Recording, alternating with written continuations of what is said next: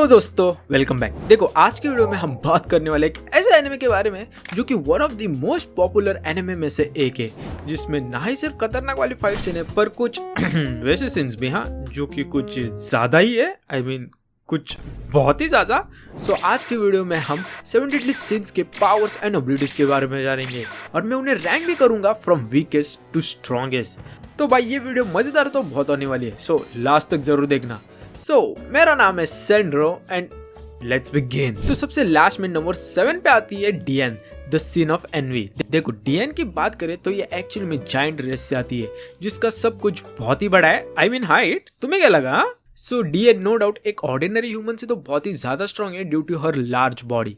इसके साथ साथ उसका खतरनाक वाला एंड्योरेंस भी है जिसके कारण वो पावरफुल अटैक्स को टैंक कर सकती है। लाइक वो लिटरली खुद के बॉडी को स्टील में बदल सकती है टू प्रोटेक्ट हरसेल्फ। पर अगर हम डीएन की मैजिकल पावर की बात करें तो वो है क्रिएशन, जिससे वो अर्थ को मैनिपुलेट करके कुछ भी क्रिएट कर सकती है। Like statues, weapon, stone soldiers या इवन ग्राउंड को क्विक सैंड में बदल सकती है।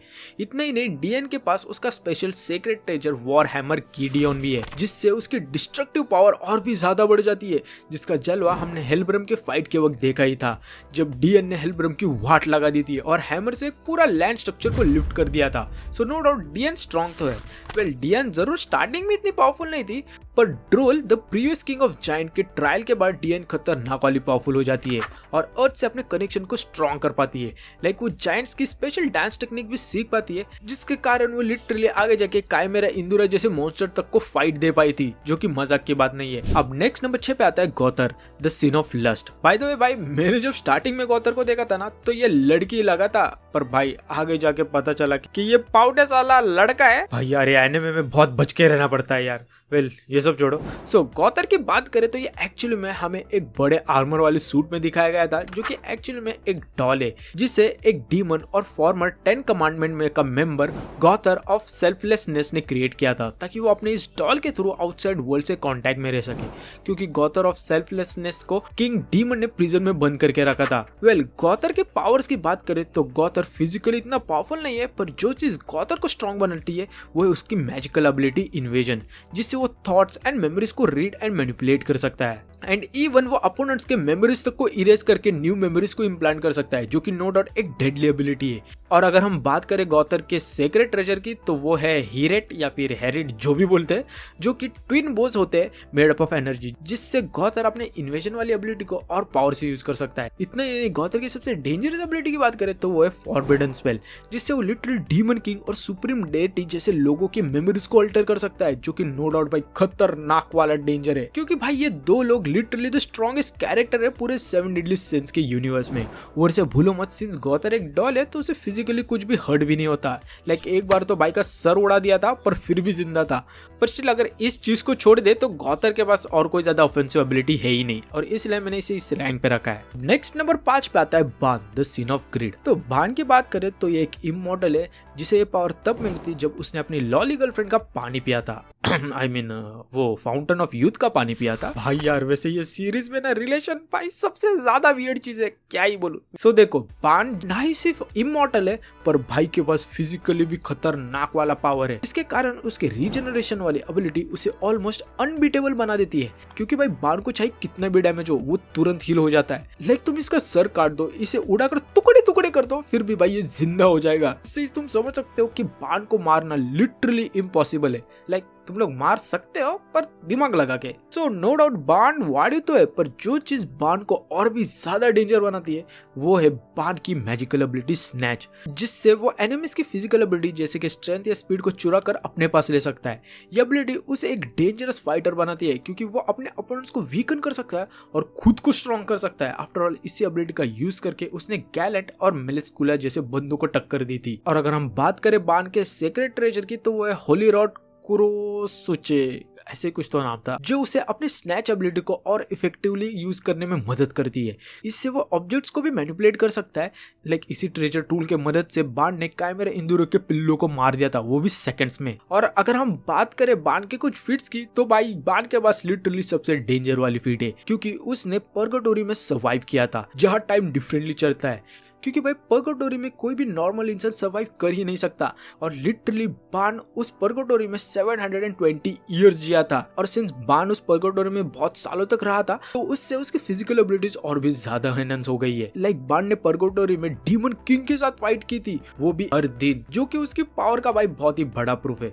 पर स्टिल बान के पास ज्यादा ऑफेंसिव पावर नहीं है, और इसलिए भाई मैंने बान को इस रैंक पे रखा है, वरना भाई बान आराम से टॉप 3 में आएगा। फिर अब नेक्स्ट नंबर 4 पे आता है King the sin of sloth, या फिर हार्ली क्विन भी बोल सकते हैं, जो कि अपना फेरी किंग है। वेल स्टार्टिंग में जरूर किंग को देखकर लगा था कि ये छोटा सा मासूम सा लड़का है, पर भाई उसकी पावर्स कुछ और ही कहती है। लाइक किंग के पास फेरी किंग की पावर्स है, जो कि उससे नेचर को कंट्रोल करने की एबिलिटी देती है, स्पेशली प्लांट्स और ट्रीज। इसके साथ सिंस किंग एक फेरी है तो लिटरली लोगों के थॉट्स तक को रीड कर सकता है और खुद के अपीयरेंस को भी चेंज कर सकता है। वेल ऐसा देखा जाए तो फिजिकली किंग इतना स्ट्रांग नहीं है, जो कि हमने देखा ही था, पर उसकी मैजिकल पावर्स उसे एक डेंजरस अपोनेंट बनाती है। और अगर किंग के सेक्रेट ट्रेजर की बात करें तो वो है स्पिरिट स्पीयर चेस्टिफुल, जो कि बहुत सारे फॉर्म्स में ट्रांसफॉर्म हो सकता है, जैसे कि spear, shield, giant teddy bear या फिर और भी कोई चीज है, और हर फॉर्म की अपनी एक यूनिक एबिलिटी होती है। पर किंग की अगर सबसे वाड़ी एबिलिटी की बात करें तो वो है डिजास्टर वाली एबिलिटी, जो उसे नेचुरल फिनोमिनन का कंट्रोल देने की पावर देती है, जैसे कि वो किसी भी चीज को ग्रो कर सकता है या फिर श्रिंक कर सकता है। आफ्टर ऑल इसी पावर के कारण किंग पूरे फेरी फॉरेस्ट को कंट्रोल एंड मैनिपुलेट कर सकता है।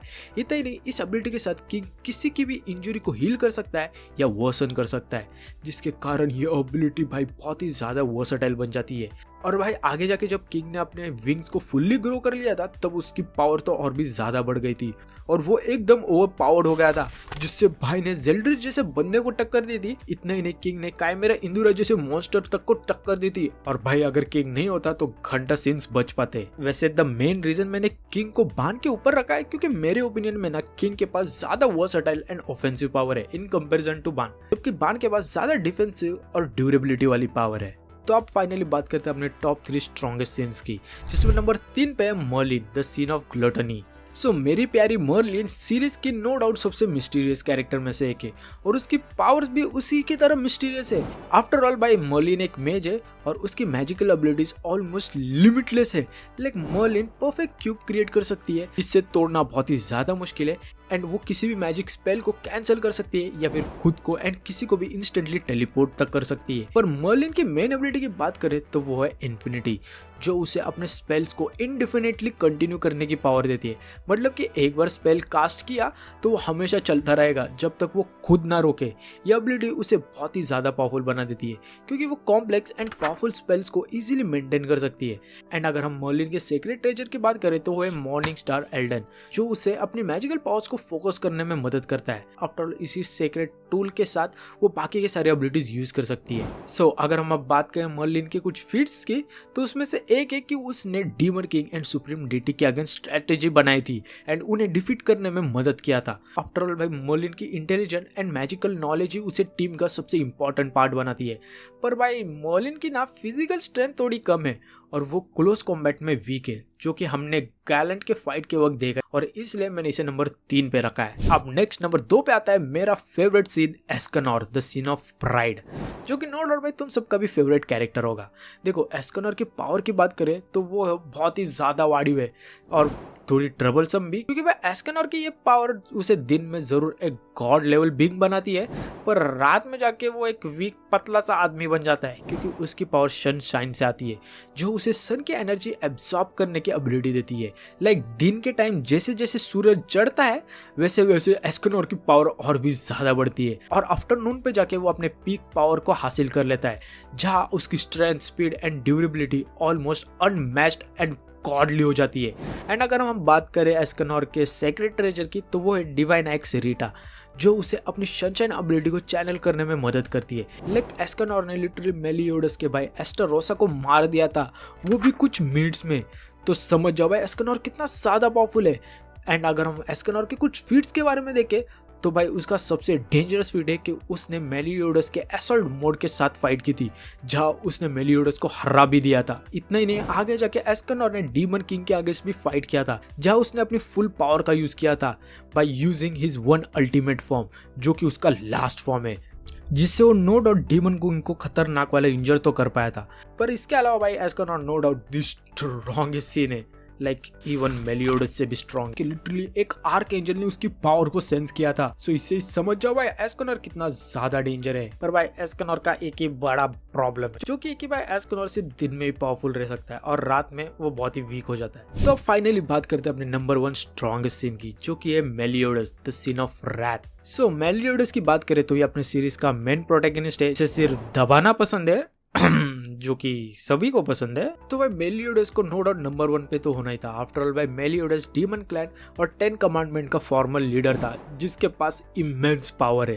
वैसे अगर हम बात करें मेलियोडस की पावर्स की, तो भाई सिंस वो डीमन रेस से बिलोंग करता है तो उसके पास खतरनाक वाली स्ट्रेंथ, स्पीड एंड ड्यूरेबिलिटी तो है ही, पर इसके साथ मेलियोडस अपने डीमन सील मार्क को एक्टिवेट करके ब्लैक विप्स को क्रिएट करके अपोनेंट के ऊपर अटैक कर सकता है, जिसकी वजह से अगर तुम इसका हाथ भी काट दोगे तो वो फिर से जुड़ जाएगा। पर जो चीज मेलियोडस को नंबर 1 पे रखती है वो है उसकी main ability by the name full counter, जो उसे मैजिकल अटैक्स को रिफ्लेक्ट करने की पावर देती है। क्योंकि मेलियोडस अपने ऊपर आने वाले पावर्स को काउंटर तो कर ही सकता है, पर उनको और भी डबल पावर से काउंटर कर सकता है, जिसकी वजह से ये एबिलिटी बहुत ही ज्यादा डेडली बन जाती है। और अगर हम बात करें मेलियोडस की सीक्रेट ट्रेजर की, तो वो है डीमन स्वॉर्ड लॉट्सवेनिया, जो उसे मल्टीपल क्लोन्स बनाने की एबिलिटी देती है एंड हर एक क्लोन के पास ओरिजिनल की पावर होती है। एंड अगर हम अब बात करें मेलियोडस के कुछ फीट्स की, तो भाई उसमें क्या ही बोलूं। तो भाई मेलियोडस ने लिटरली अकेले से 10 कमांड्समेंट को हरा दिया, वो भी तब जब उसके पास अपनी सारी पावर्स भी नहीं थी। वेल फिर वो अलग बात है कि आगे जाके 10 कमांडमेंट्स मेलियोडस को अपनी औकात दिखा देते हैं। इतना ही नहीं, इवन आगे जाके मेलियोडस लिटरली डीमन किंग तक को हरा देता है और खुद डीमन किंग बन के उसकी पावर्स को ले लेता है, जिससे वो लिटरली द स्ट्रॉन्गेस्ट कैरेक्टर बन जाता है पूरे सीरीज में। इसके साथ साथ आगे जाके डीमन किंग की पावर्स को हासिल करने के बाद मेलियोडस लिटरली आर्थर जैसे पावरफुल बंदे तक को टक्कर दे पाता है। और भाई आर्थर कितना ज्यादा पावरफुल है ये मुझे बताने की भी जरूरत नहीं है। सो नो डाउट भाई मेलियोडस को नंबर 1 पे तो होना ही था। सो भाई यही थे अपने सारे 7 सीन्स और उनके पावर्स। तो उम्मीद करता हूँ तुम्हें ये वीडियो पसंद आई हो, और अगर आई हो तो ऑफकोर्स भाई लाइक एंड सब्सक्राइब करो। और हाँ, तुम्हारा फेवरेट सीन कौन सा है ये मुझे कमेंट सेक्शन में जरूर बताना। मेरा तो ऑफकोर्स भाई एस्कनर है। सो मिलते हैं नेक्स्ट वीडियो में, तब तक के लिए be the best, bye bye.